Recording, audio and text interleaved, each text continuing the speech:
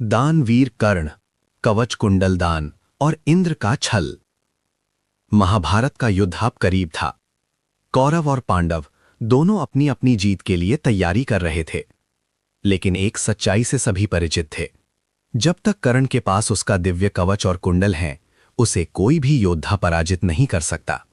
ये बात देवराज इंद्र भी जानते थे, क्योंकि उनका पुत्र अर्जुन कर्ण के सामने कमजोर पड़ सकता था।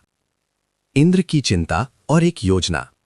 इंद्र ने सोचा, अगर कर्ण से उसका कवच कुंडल छीन लिया जाए तो अर्जुन की जीत आसान हो जाएगी। लेकिन समस्या ये थी, कर्ण कोई साधारण योद्धा नहीं था, वो था सबसे बड़ा दानी। इंद्र ने एक योजना बनाई। उन्होंने एक ब्राह्मण का वेश धारण किया और कर्ण के पास पहुंचे। सूर्य का अटूट नियम। कर्ण का एक नियम था, वो रोज सूर्य पूजा के बाद किसी भी याचक को खाली हाथ नहीं लौटाता था। उस दिन भी कर्ण सूर्य की पूजा कर रहे थे। जैसे ही उन्होंने आंखें खोलीं, एक ब्राह्मण उनके सामने खड़ा था। ब्राह्मण बने इंद्र ने कहा, हे कर्ण, मुझे तुम्हारा कवच और कुंडल दान में चाहिए। ये सुनकर सब स्तब्ध रह गए।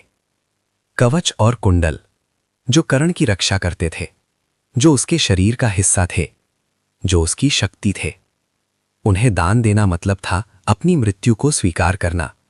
सूर्यदेव ने भी आकाश से चेतावनी दी, कर्ण, ये कोई साधारण ब्राह्मण नहीं, ये इंद्र हैं, मत दो अपना कवच कुंडल। कर्ण ने क्या किया? कर्ण मुस्कुराए और बोले, अगर कोई याचक मेरे द्वार से खाली लौट जाए तो मेरा जीवन व्यर्थ है। और फिर कर्ण ने अपने हाथों से अपने शरीर से कवच और कुंडल काटकर ब्राह्मण को दान कर दिया। रक्त बह रहा था, दर्द असहनीय था, लेकिन चेहरे पर शांति थी। इंद्र भी झुक गए। कर्ण का ये त्याग देखकर देवराज इंद्र स्वयं अपने असली रूप में आ गए। उन्होंने कहा, कर्ण, आज तुमने साबित कर दिया कि तुम सबसे बड़े दानी हो। और बदले में उन्होंने कर्ण को शक्ति अस्त्र प्रदान किया। लेकिन यह अस्त्र केवल एक बार ही इस्तेमाल हो सकता था। इस कहानी से सीख, सच्चा महान वही होता है जो अपने स्वार्थ से ऊपर उठकर दूसरों के लिए जीता है।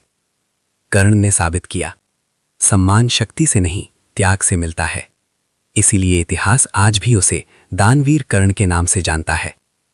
अगर आपको दानवीर कर्ण की ये कहानी पसंद आई हो तो वीडियो को लाइक करें और ऐसे ही महान योद्धाओं की कहानियों के लिए चैनल को सब्सक्राइब करें और कमेंट में लिखें दानवीर कर्ण।